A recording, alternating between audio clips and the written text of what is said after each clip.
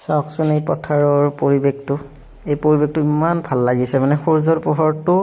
পানীত পৰিছে পানীৰ পৰা এটা মানে বেলেগ ধৰণৰ এটা হেৰি হৈছে ভিউ এই চাওক কি ধুনীয়া লাগিছে পৰিৱেশটো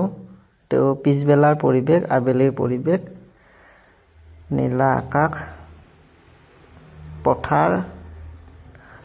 এনেকৈ অলপ চালোঁ আৰু ভাল লাগিল আপোনালোকৰ ভালনে খবৰ জনাবচোন খবৰ খাতিবোৰ আৰু এইটো হৈছে বৰহুলা টাউন আৰু বৰহুলা চকত মই চাহ খালোঁ এখন দোকানত হোটেল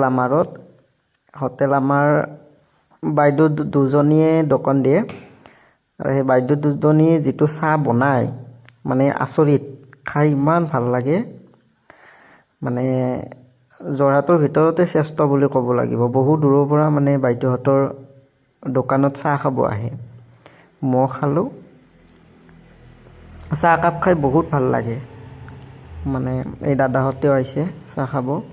মই খাওঁৱেই প্ৰায় প্ৰতিদিনে খাওঁ ইয়াত এই দোকানখনত এই মই চুজিৰ লাড়ু দি খালোঁ আৰু ৰুম আহি পালোঁ মই আজি বৰষুণ দিছিলে ৰাতিপুৱা পিছবেলা নাই অলপ ওলাই গৈছিলোঁ এতিয়া ৰুম আহিলোঁ আপোনালোকৰ খবৰ খাতি ক'বচোন জনাবচোন কেনেকুৱা মই ভালে আছোঁ মোৰ খবৰ ভাল এই মোৰ ওচৰতে ফুল ৰুমৰ ওচৰত ফুলবিলাক ফুলি আছে